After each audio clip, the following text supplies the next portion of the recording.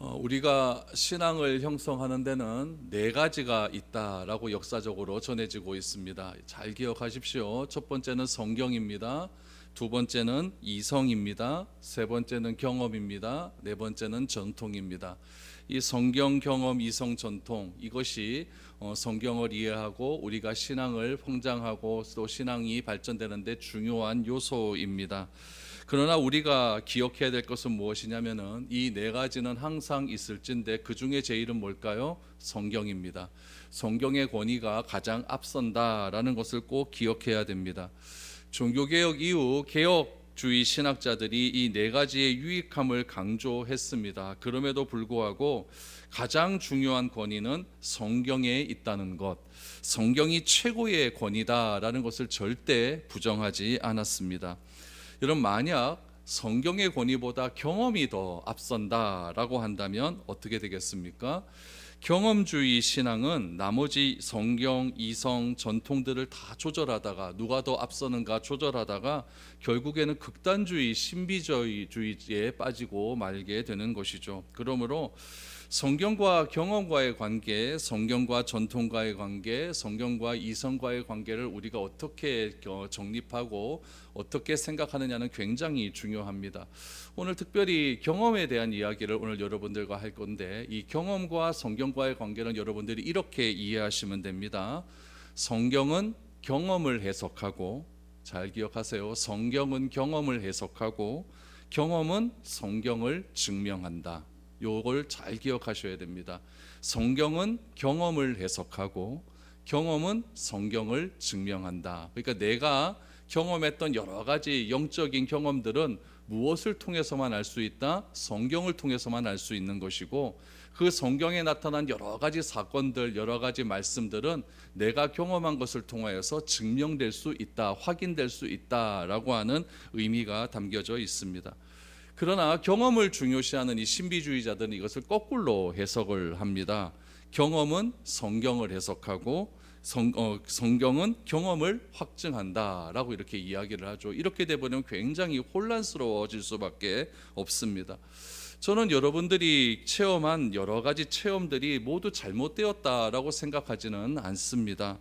우리가 체험한 경험 중에는 과장된 것도 있고 그 가운데 진실한 것도 존재합니다. 중요한 것은 무엇이냐면은 나의 경험을 어떻게 분별할 수 있는가, 이것이 굉장히 중요한 것이겠죠. 우리 요한일서 4장 1절 말씀에 보면 이 경험에 대해서 이렇게 이야기합니다. 나의 사랑하는 자들아, 영을 다 믿지 말고 오직 영들이 하나님께 속하였나 분별하라. 많은 거짓 선지자가 세상에 나왔음이라 라고 경고하고 있습니다. 우리에게 영향을 주는 영들 가운데, 우리에게 어떤 특별한 경험을 주는 영들 가운데 하나님께서 오는 선한 영만 존재하는 것은 절대 아니다라는 이야기죠. 다른 존재로부터 오는 악한 영도 있다라는 것을 꼭 기억을 해야 된다는 것입니다. 그런 의미에서 오늘 본문에 나타난 제자들이 경험한 이 황홀한 경험, 이 황홀한 경험을 우리가 어떻게 이해하고 어떻게 받아들이고 어떻게 믿어야 할지를 오늘 말씀을 통해서, 예수님의 말씀을 통해서 한번 생각해 보려고 합니다. 우리 고난주간이 4월 둘째 주거든요. 4월 셋째 주가 부활주일입니다. 오늘부터 시작을 해서 여러분들께 예수님께서 예루살렘으로 어떻게 가셨는가에 대한 이 마지막 일주일에 대한 이야기를 여러분들과 한번 생각해 보려고 합니다. 그 예루살렘에 입성하기 위한 마지막 일주일을 시작하시면서 예수님께서 제자들에게 이 특별한 경험을 예수님께서 허락하셨다는 것은 굉장히 큰 의미가 있다라는 이야기죠. 예수님께서 이 놀라운 체험을 아무에게나 허락하지는 않았습니다. 12명의 제자가 있는데 그 12명의 제자 중에서 딱 3명에게만 허락하셨습니다. 왜 그러셨을까? 여러분, 가정을 한번 해보죠. 예수님께서 이 변화산에서 일어난 이 여러 가지 그 놀라운 이 황홀한 체험을 모든 사람들이 다 경험할 수 있게 했다라고 하면 어떤 일이 발생했을까요? 예수님께서 재판을 받으실 때에 빌라도로부터 많은 그런 모함을 받으시고 어려움을 당하셨는데, 그때 예수님께서 이 변화산에서 변화했던 이 변화의 모습으로 변화되셨다면 어떤 일들이 일어났을까요? 예수님께서 하늘로 승천을 하시는데 500명의 사람들에게 보이지 않고 세상 많은 사람들이 보는 앞에서 그렇게 승천하셨다고 한다면 저는 생각합니다. 오늘날 같이 이렇게 이단들은 많이 존재하지는 않았을 겁니다. 예수가 그리스도라고 하는 그런 말에 대한 것에 대한 부정하는 말들이 많이 나오지는 않았을 것이라고 생각이 됩니다. 그러나 예수님께서는 그렇게 하지 않았다라는 이야기죠. 오늘 사건도 예수님께서는 베드로, 요한, 야고보 이 세 명의 제자들에게만 허락하신 것은 그 나름대로의 이유가 있다. 12명 모두에게 허락하신 것이 아니라 세 명의 사람에게만 허락하신 것은 이유가 있다라는 것이죠. 여러분들도 여러분 신앙생활하면서 특별한 경험을 하지 않습니까? 그 경험을 여러분 한 사람에게만 경험해 주신 것 아니겠습니까? 여러분들이 경험한 것 저도 경험하지 못했을 것이고 제가 경험한 거 여러분들이 경험하지 못했을 거예요. 그러니까 모든 사람에게 똑같은 경험을 예수님께서 다 경험하도록 하지는 않았다라는 이야기죠. 그 이유가 무엇인가? 오늘 이 말씀을 통해서 한번 이 특별한 황홀한 경험을 한 예수님께서 제자들에게 또 특별한 제자들에게 주신 이유가 무엇인지를 한번 생각해 볼 수 있는 시간이 되었으면 좋겠습니다. 1절 2절 한번 보시죠. 엿새 후에 예수께서 베드로와 야고보와 그 형제 요한을 데리시고 따로 높은 산에 올라가셨더니 그들 앞에서 변형되사 그 얼굴이 해같이 빛나며 옷이 빛과 같이 희어졌더라. 엿새 후에라고 했어요. 엿새 전에 어떤 일이 있었냐면은 가이사라 빌립보에서 베드로부터 위대한 신앙 고백을 듣습니다. 그 신앙 고백을 들은 후에 예수님께서 공생애 처음으로 십자가와 고난과 부활에 대한 말씀을 하십니다. 마태복음 16장 21절을 보시죠. 이때로부터 베드로의 신앙 고백 이후입니다. 이때로부터 예수 그리스도께서 자기가 예루살렘에 올라가 장로들과 대제사장들과 서기관들에게 많은 고난을 받고 죽임을 당하고 제3일에 살아나야 할 것을 제자들에게 비로소 나타내시니 라고 말씀하신 것이죠. 그러니까 이때가 지금 예수님 공생의 3년째 되는 해거든요. 3년도 거의 지금 십자가 지시기 바로 이제 얼마 남지 않았을 때예요. 그때 예수님께서 비로소 자신이 고난받고 십자가에서 죽고 부활하실 것을 말씀하셨습니다. 이 말씀을 하신 지 6일이 지났습니다. 오늘 1절에 보니까 엿새 후에 6일이 지났다라는 거죠. 그러면은 6일 동안 예수님과 제자들은 뭐 하셨을까요? 가이사라 빌립보에서 오늘 이 본문에 말씀하신 이 산으로 이동하셨다라는 것을 알 수가 있는 겁니다. 그럼 이 산이 도대체 어떤 산이냐? 어디에 위치한 산이냐?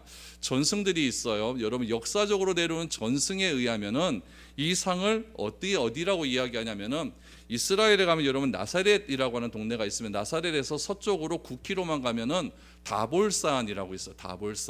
다볼산 꼭대기에 올라가면 뭐가 있냐면요, 변화산 기념교회라고 있습니다. 네이버 가서 찾아보세요. 변화산 기념교회 가면은 그 기념교회 가면 이게 탑이 이렇게 3개 있는데 3개가 상징하는 게 있죠. 예수님, 모세, 엘리야 이렇게 상징하고 들어가면은 동굴에 벽화가 막 멋지게 그려져 있습니다. 예수님 변화산에 있었던 그런 사건들의 그림에 대한 이야기들이 많이 이렇게 적혀져 있어요.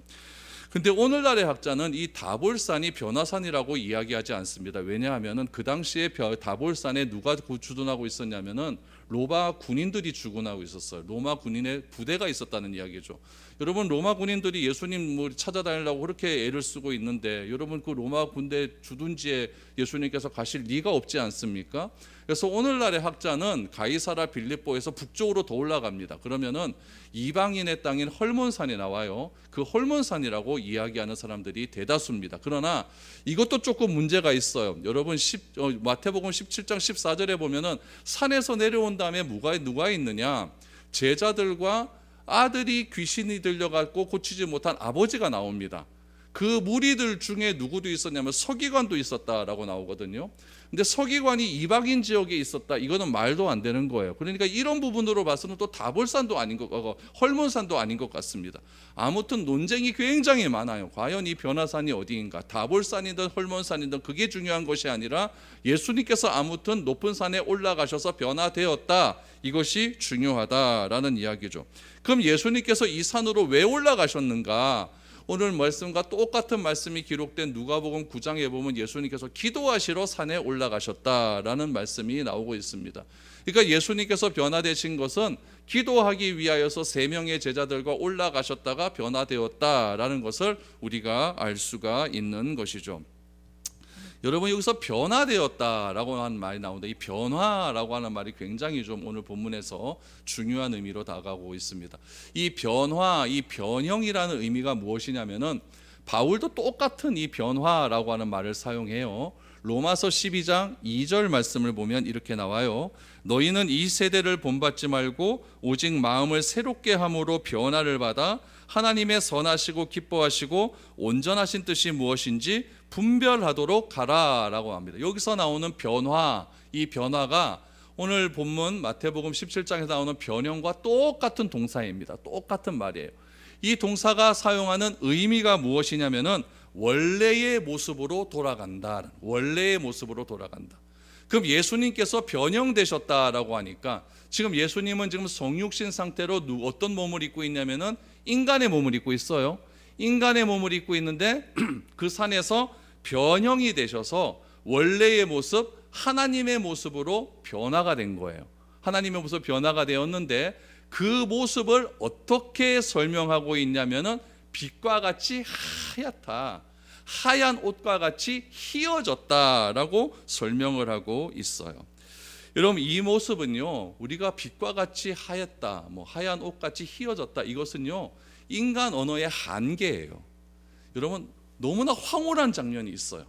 어떤 자연 경관을 탁 봤는데 내 평생에 이렇게 아름다운 광경을 본 적이 없어요. 그러면은 뭐라고 이야기하냐면 말로 할 수 없을 정도로 아름답다 이렇게 얘기하잖아요. 어떻게 표현이 안 되는 거예요. 어떻게 표현이 안 되는 거예요. 지금 이 복음서를 쓴 저자도 예수님의 이 황홀한 모습을 듣게 되었는데 그 황홀한 모습을 듣게 되었을 때 이 목격한 사람이 이 사람에게 이야기를 하는데 어떻게 말로 할 수 없을 정도로 황홀한 모습이 나왔다는 거예요. 하얀 빛이 나오고 그 빛이 얼마나 하였는지 흰 옷과 같더라라고 이야기. 오늘 보니까 같이 나오지 않습니까? 오늘 2절에 보니까 그 얼굴이 해 같이. 요거는 해와 똑같다라는 것이 아니라 해처럼 빛났다, 비유법 아닙니까? 거기 뒤에도 보니까 옷이 빛과 같이 이렇게 나오죠. 그러니까 그렇다 그런 게 아니라 인간으로 언어로 표현할 수 있는 그런 방법이 무엇이었냐면 해같이 빛났고 하얀 옷과 같이 빛났다라는 이야기예요. 이런. 그러니까 예수님이 변화되신 그 모습이 완전히 지금 예수님께서 하나님의 모습으로 변형되셨다라는 것을 알 수가 있습니다. 그럼 왜 예수께서 이런 모습을 베드로, 요한, 야고보에게만 허락하셨을까? 다 보여주면 좋을 것 같은데, 그렇죠? 우리들에게도 한 번씩 나타나서 이런 거 좀 보여주면 좋겠는데, 그렇죠? 저기 설화동 뒷산으로 올라가라 그래서 딱 올라갔더니 와, 그러면 얼마나 멋있을까요? 근데 그것도 안 보여주시고 오늘 성경을 통해서 알려주시는데 왜 그러셨을까? 여러분 3절 4절 한번 보시죠. 그때에 모세와 엘리야가 예수와 더불어 말하는 것이 그들에게 보이거늘 베드로가 예수께 여쭈어 이르되 주여 우리가 여기 있는 것이 좋사오니 만일 주께서 원하시면 내가 여기서 초막 셋을 짓되 하나는 주님을 위하여 하나는 모세를 위하여 하나는 엘리야를 위하여 하리이다. 이 예수님의 변화된 모습에 누가 있었느냐? 두 분이 더 있었다고 이야기하죠. 모세와 엘리야입니다. 모세는 하나님이 율법을 주시기 위해서 사용된 사람이기 때문에 율법을 모세에게 제일 먼저 주시지 않았습니까? 그러니까 이 구약 성경이나 신약 성경에서 모세 그러면 율법의 대표자 이렇게 생각하면 큰 무리는 없습니다. 율법을 대표하는 사람이다. 엘리야는 누구냐? 구약의 선지자의 대표자. 그러니까 구약 선지자라고 하면 제일 먼저 떠오르는 인물이 엘리야 이렇게 생각하면 됩니다. 모세와 엘리야 모두 산에서 하나님을 경험을 했습니다. 모세는 어디서 경험합니까? 시내산에서 경험했죠. 시내산에서 하나님을 경험했고, 엘리야는 어디서 경험을 합니까? 갈멜산에서 우리 바알 선지자, 아세라 선지자와 그렇게 한판 붙지 않습니까? 거기서 이긴 후에 모세가 율법을 받은 헐몬산으로 가지 않습니까? 거기서 또 하나님을 경험을 하게 됩니다. 모세가 이스라엘을 세운 선지자라고 한다면 엘리야는 누구냐? 망해가는 북이스라엘의 회복의 메시지를 전한 선지자가 엘리야다 이렇게 생각하면 분명합니다. 또한 엘리야는 회오리 바람을 타고 하늘로 올라가지 않습니까? 회오리 바람 타고 하늘로 올라갔는데 모세는 무덤이 발견되지 않았어요. 그러니까 둘 다 죽음에 대해서 미스테리가 있는 사람이었다라고 말을 할 수가 있죠. 여러분, 이게 죽음에 대한 미스테리가 있고 율법의 대표자, 선지자의 대표자가 눈으로 직접 목격을 했어요. 목격해버리니까 이 베드로와 요한, 야고보는 제일 처음에 느끼는 감정이 무엇이었냐면 두려움이 앞서기 시작을 합니다. 그때 베드로의 반응이 무엇이었느냐? 오늘 본문의 4절 말씀에 보면 베드로가 여쭈어 이르되 라고 나오는데, 요 말씀과 똑같은 말씀인 누가복음 9장에 보면은 재밌는 표현이 나옵니다. 누가복음 9장 33절. 두 사람이 떠날 때에 베드로가 예수께 여짜오되 주여 우리가 여기 있는 것이 좋사오니 우리가 초막 셋을 짓되 하나는 주를 위하여 하나는 모세를 위하여 하나는 엘리야를 위하여 하사이다 하되 자기가 하는 말을 자기도 알지 못하더라, 이겁니다. 베드로가 초막셋을 짓고 같이 여기서 영원토록 있자라고 했습니다. 이런 말을 하는 베드로도 자기가 왜 이런 말을 하는지 알지를 못했다라고 이야기를 하고 있죠. 여러분, 이럴 수 있습니다. 이럴 수 있어요. 주위에 너무나 영광스러운 상황에 완전히 광경에 압도되다 보면은 자기도 모르게 자기 의지와는 상관없이 말이 막 나올 수가 있는 거예요. 자기도 무슨 말을 하는지 몰라요. 그런데 특별히 여기서 여러분, 우리 4절 말씀에서 우리가 주목해야 될 말씀이 있는데, 그것이 무엇이냐면은 여기 있는 것이 좋사오니 만일 주께서 원하시면, 이거예요. 만일 주께서 원하시면. 여러분, 만일 주께서 원하시면이라고 했으니까 이 베드로가 예수님의 입장을 생각했다, 이렇게 생각할 수가 있어요. 그러나 예수님의 입장을 생각한 말이었을까요? 무슨 말이었을까요? 이거는 그 말이 아닙니다. 이건 그 말이 아니에요. 만일 주께서 원하시면이라고 했으면 주님이 원하는 대로 말이 나와야 될 것 아닙니까? 그럼 주님이 원하시는 말씀이, 주님이 원하시는 생각이 초막셋을 짓고 이 산에서 같이 사는 것이었습니까? 그건 아니었어요. 그건 아니었어요. 6일 전에 무슨 일이 있었어요? 예수님께서 고난받고 십자가에서 죽고 부활하게 될 것이다, 이 말씀을 하셨거든요. 이것이 주님이 이 땅에 오신 목적이고, 이것을 위해서 예수님은 3년 동안 제자들을 데리고 다녔고, 이것에 대한 비로소 자신이 오신 목적을 6일 전에 베드로의 신앙 고백 이후에 비로소 말씀하셨거든요. 그럼 주님이 원하시는 건 뭐다? 십자가를 지는 것이었어요. 근데 베드로는 자기가 무슨 말을 하는지도 모르니까 그냥 주님을 갖다 붙이는 거죠. 주님이 원하시면. 우리도 그럴 때 많잖아요. 내 생각 말하면서 하나님의 뜻이라면, 이런 생각 얼마나 많이 합니까? 그러니까 베드로도 그러는 거예요. 베드로도 자기가 무슨 말을 하는지도 모르면서 완전히 분위기에 압도되다 보니까 주님이 원하시면 초막셋을 짓고 여기서 같이 좀 지냈으면 좋겠습니다 라고 말을 하는 것이죠. 그러니까 예수님이 원하시는 것이 무엇인지 제자들은 3년을 쫓아다니면서도 알지 못했고, 6일 전에 예수님께서 하신 그 말씀조차도 기억하지 못하는 무지함이 누구에게 있었다? 제자들에게 있었다라는 것을 알 수가 있죠. 그러니까 제자들이 이렇게 무지하니까 가르쳐 줘야 될 것 아니겠습니까? 하늘에서 음성이 들리기 시작을 합니다. 그 음성이 어디서 들립니까? 구름 사이에서 들립니다. 예, 여러분, 구름이라고 하는 것은 구약시대 때 하나님의 임재의 상징이에요. 항상 하나님이 임재할 때 구름 가운데서 임하였습니다. 어떻게 말씀하셨는가? 5절을 보시죠. 말할 때에 호련히 빛난 구름이 그들을 덮으며 구름 속에서 소리가 나서 이르시되 이는 내 사랑하는 아들이요 내 기뻐하는 자니 너희는 그의 말을 들으라 하시는지라 라고 말합니다.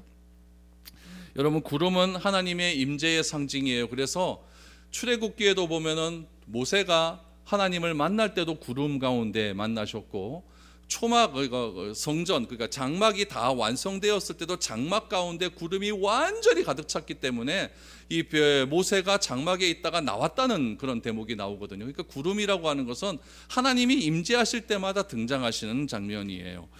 근데 그 구름 가운데 여러분 어떤 말씀이 나타나느냐? 하나님의 메시지가 들리는데, 이는 내 사랑하는 아들이요 내 기뻐하는 자니, 이거 여러분 언제 했던 말씀이에요?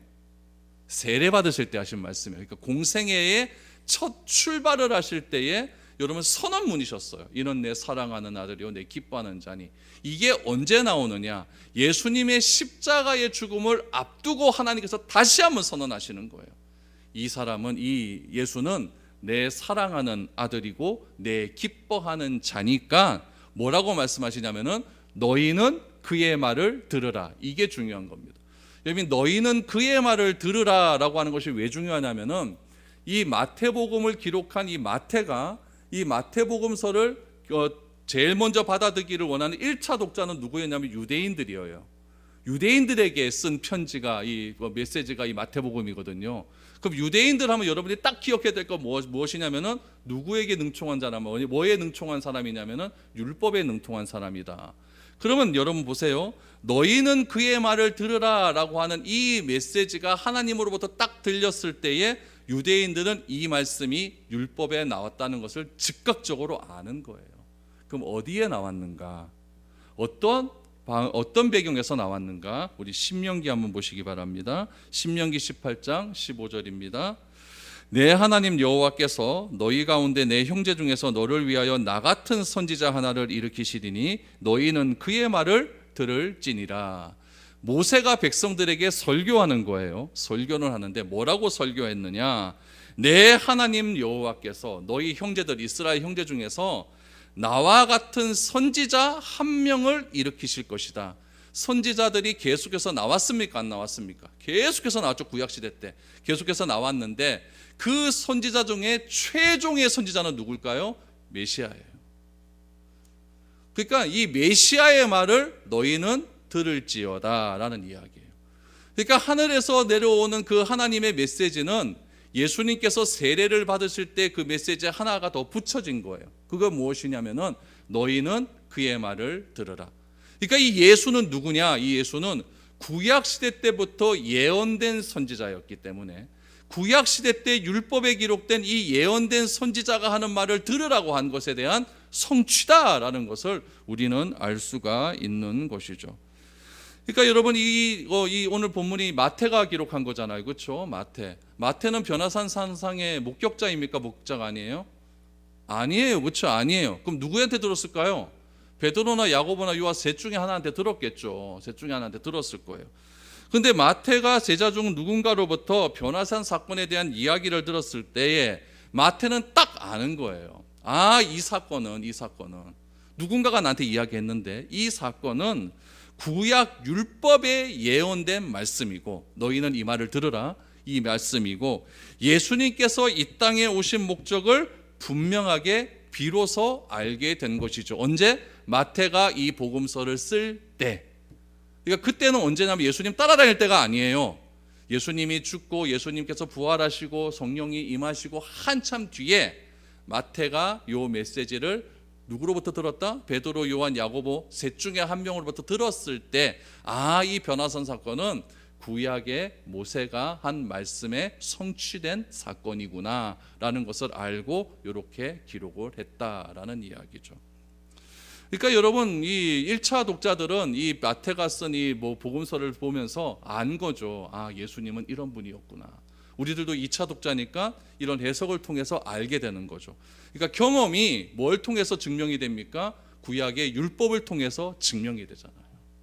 그러니까 예수님의 경험이 앞선 것이 아니라 하나님의 말씀을 통해서 이 경험이 확증되고 증명되었다는 것이 중요하다라는 것입니다.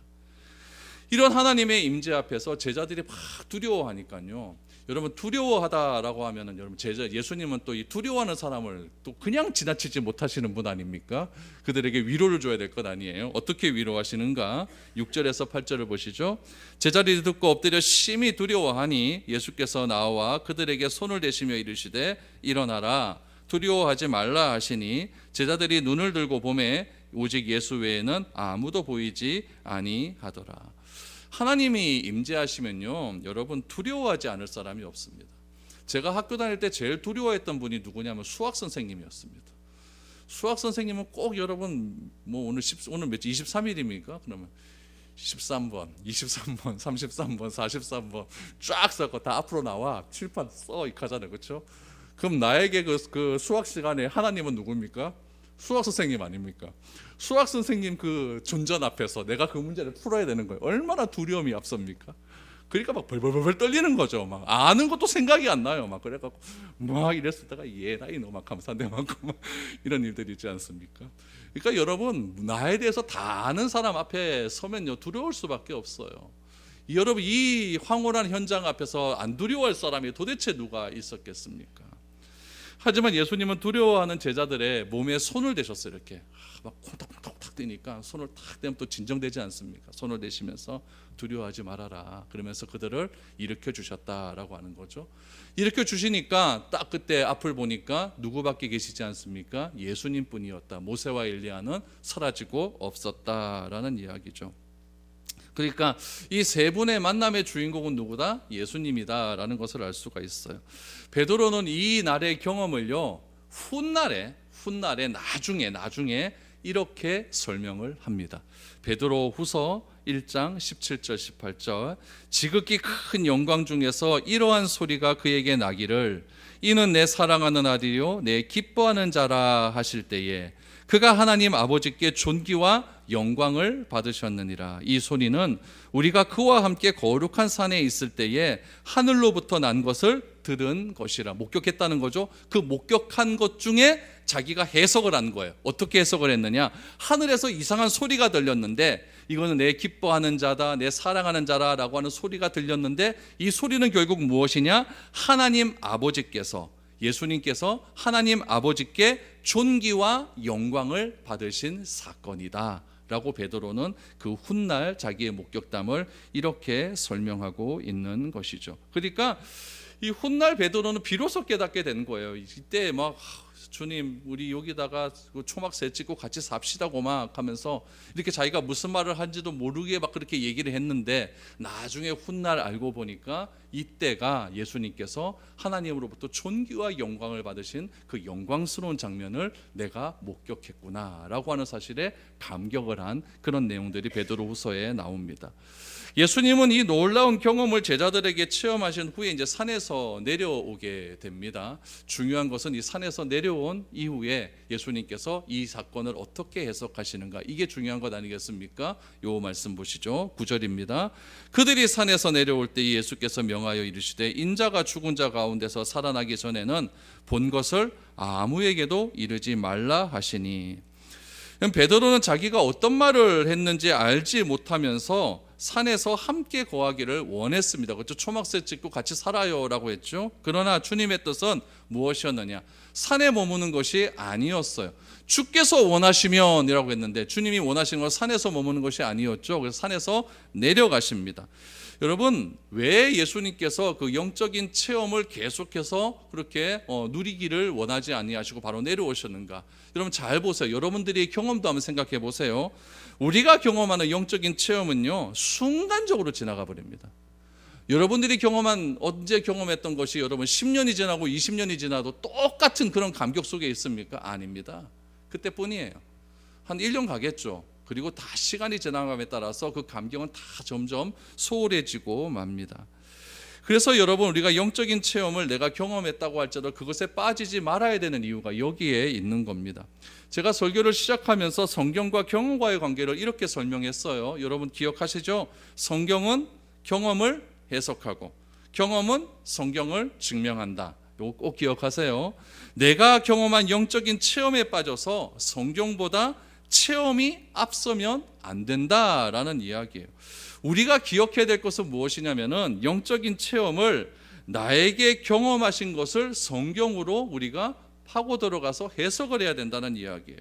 그리고 해석된 경험들을 통해서 성경 말씀이 진짜 맞구나라는 것을 확인할 수 있어야 된다라는 이야기죠. 베드로와 요한과 야고보는 놀라운 경험을 했습니까? 안 했습니까? 했어요.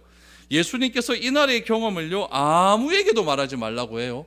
나 같으면 말하고 싶어 죽겠는데, 그렇죠? 빨리 가서 누구에든지 말해야 될 것 같은데 예수님은 아무에게도 말하지 말아라. 그럼 언제 말해야 될까요? 예수님은 말씀하십니다. 예수님께서 십자가에서 죽으시고 부활하신 것이 믿어진 이후에 말해라 라고 말씀하고 있습니다.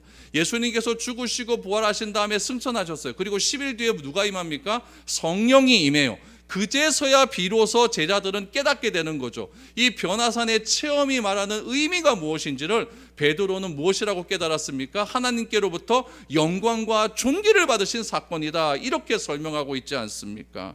그러니까 이 변화산에서 체험은 단순한 체험이 아니에요. 단순한 사건이 아니라 예수님께서 십자가에서 죽으시고 부활하셨다는 것은 구약의 율법과 선지자로부터 다 예언된 사건이었다.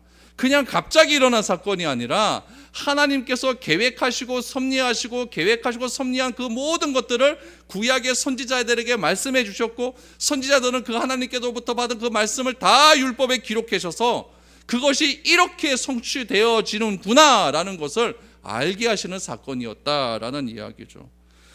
그러므로 이날의 체험은요, 여러분, 부활과 십자가를 통해서 해석되어지고, 이날의 체험은 하나님께서 우리를 위해 예수님을 보내어 주셨다라고 하는 것이 확인되는 사건이라는 이야기죠. 근데 제자들은 이 말이 이해가 될까요, 안 될까요? 도무지 이해가 안 되는 거예요. 나 지금 놀라운 체험했는데, 그럼 여러분, 밑에 있는 제자들 9명의 제자들은 궁금할 것 아닙니까? 왜 예수님께서 너네 셋만 데려갔네, 뭔 일이 있었노? 그러면 얘기해 줘야 되죠. 너희들하고 우리하고는 달라, 이 자식들아. 이렇게 얘기해야 될 게 맞는 게 아닙니까? 근데 말도 하지 말래요.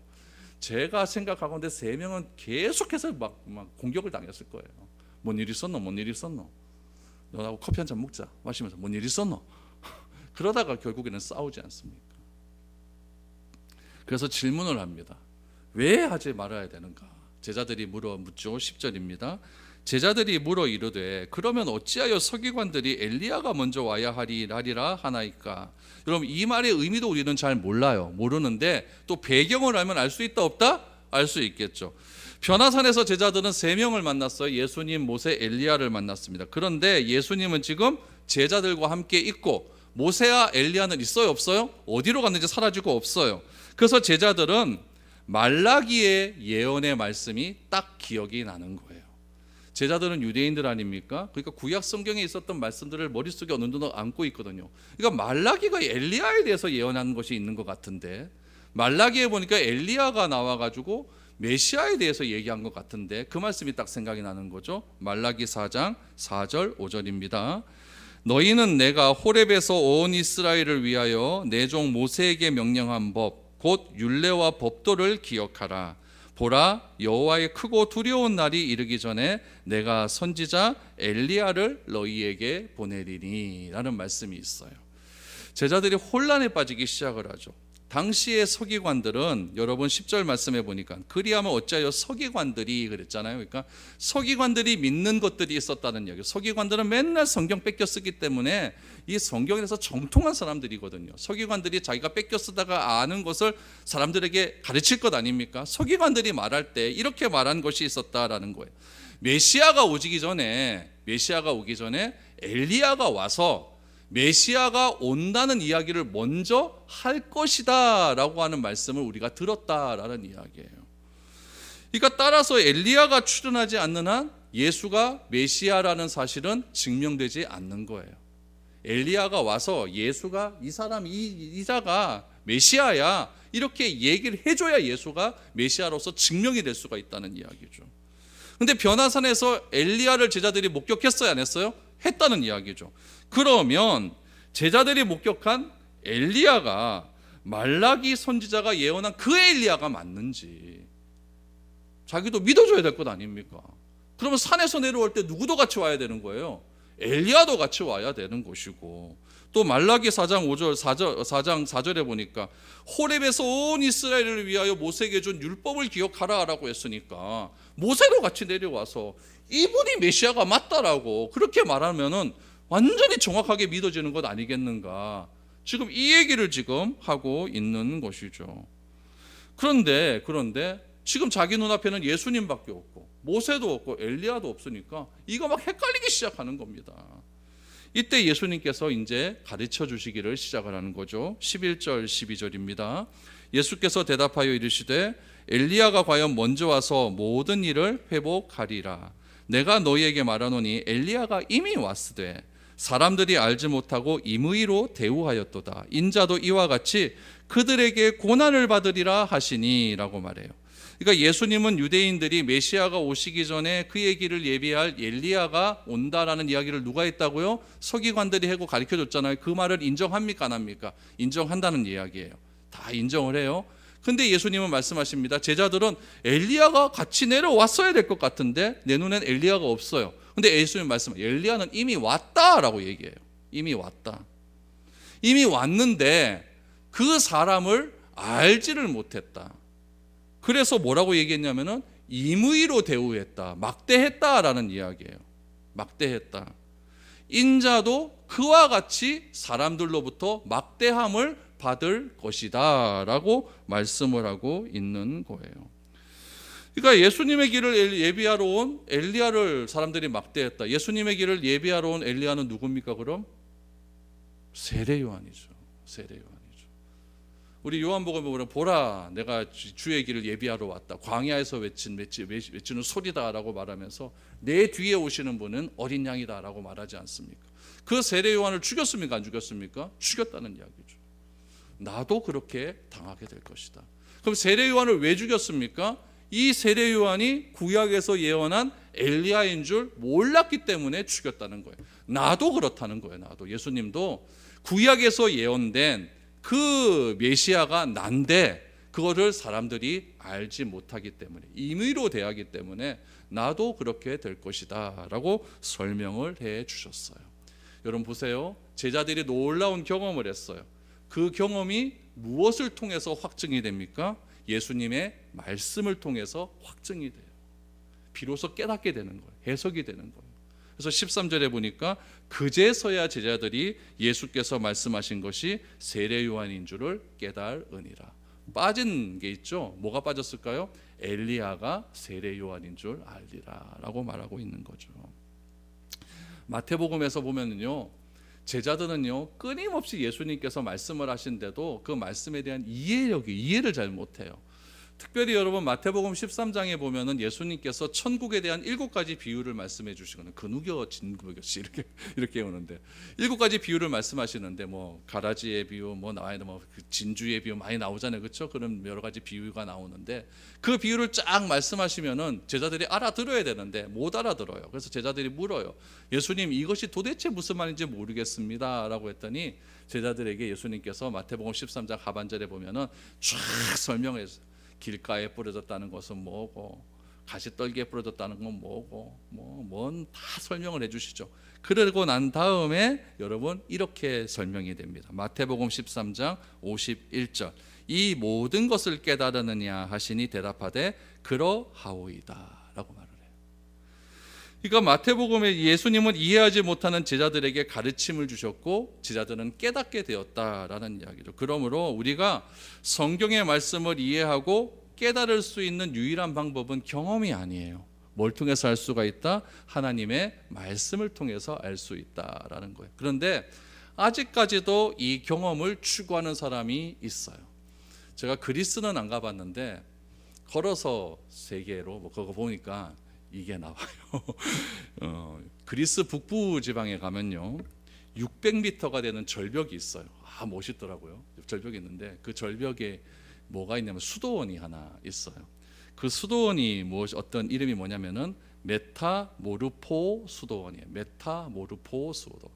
제가 아까 이걸 17장 2절에 예수께서 변형되었다라고 하잖아요. 이 변형의 헬라어가 뭐냐면은 메타모르포예요. 메타모르포. 현대어로 메타오라 공중수도원이라고 얘기해요. 유튜브 치세요. 메타오라 공중수도원. 메타모르포라는 뜻이 헬라어로 변형이라고 말하지 않았습니까? 수도사들이 거기 600m 되는데 요즘도 어떻게 올라가면 광주리 타고 올라갑니다. 이렇게 타고 올라가죠. 관광객들은 그거 타고 안 올라가요. 케이블카 타고 올라가요. 수도원들은 그렇게 올라가가지고 거기서 간절한 마음으로 수도하면 자신들도 예수님처럼 변형될 것이다 라는 것을 지금도 생각하면서 수도하는 수도사들이 존재합니다. 그들이 변형됐을까요? 안 변형됐을까요? 변형 안 됐습니다. 여러분 체험으로 변형되는 것이 아니라 우리가 변화되는 유일한 방법은 오직 하나님의 말씀밖에 없습니다. 체험이 나를 새롭게 하는 것이 아니라 경험이 나의 믿음을 성장시키는 것이 아니라 성경 말씀이 나를 새롭게 하고 성장시키는 유일한 방법입니다.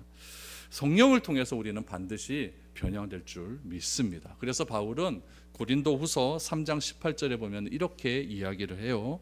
우리가 다 수건을 벗은 얼굴로 거울을 보는 것 같이 주의 영광을 보매 그와 같은 형상으로 변화하여 영광에서 영광에 이르니 곧 주의 영으로 말미암음이니라라고 말합니다.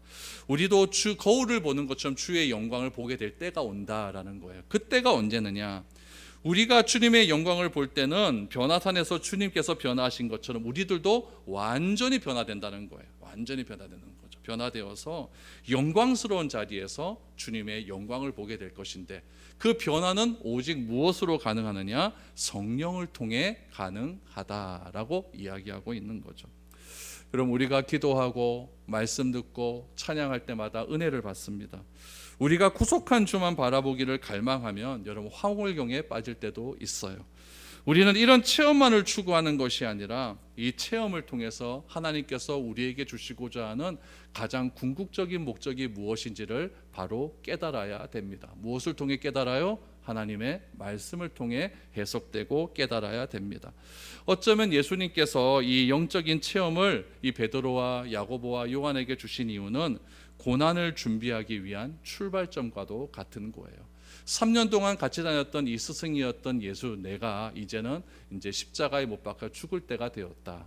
그 죽을 때가 되었기 때문에 내가 죽는 것은 그냥 나의 의지로 되는 것이 아니라 하나님께서 오래전부터 계획하고 섭리하셨던 것의 성취로서 되는 것을 이 세 명의 제자들에게 직접 체험하게 하심으로 이제 너희들은 고난을 잘 준비해야 된다라는 것을 말씀해 주시는 것이죠. 그래서 예수님께서는 변화산에서 내려오면서 이제 예루살렘으로 들어가시는 길에 다시 한번 마태복음 16장에서 말씀하셨던 그 고난과 십자가와 부활에 대한 이야기를 다시 한번 말씀해 주십니다. 여러분, 우리에게 경험하게 하신 놀라운 체험만 자꾸 추구하지 마십시오. 여러분, 어쩌면 나에게 영적인 체험이 자꾸 추구되어진다라고 하는 것은 너에게 앞으로 고난이 올 거야, 고난이 올 거니까 준비 잘해 라고 하는 하나님의 사인일지도 모릅니다. 여러분, 체험만 추구하지 마시고 말씀을 계속해서 신뢰하셔서 그 믿음으로 오늘을 살아갈 수 있는 그런 우리가 되어야 될 줄로 믿습니다. 그것이 바로 하나님께서 우리에게 성경을 주신 것 이유이고, 그 은혜가 참으로 우리에게 크다는 사실을 꼭 기억하셔서 항상 여러분 하나님 말씀 가운데 변화될 수 있는 저와 여러분들의 삶이 될 수 있기를 축복드립니다.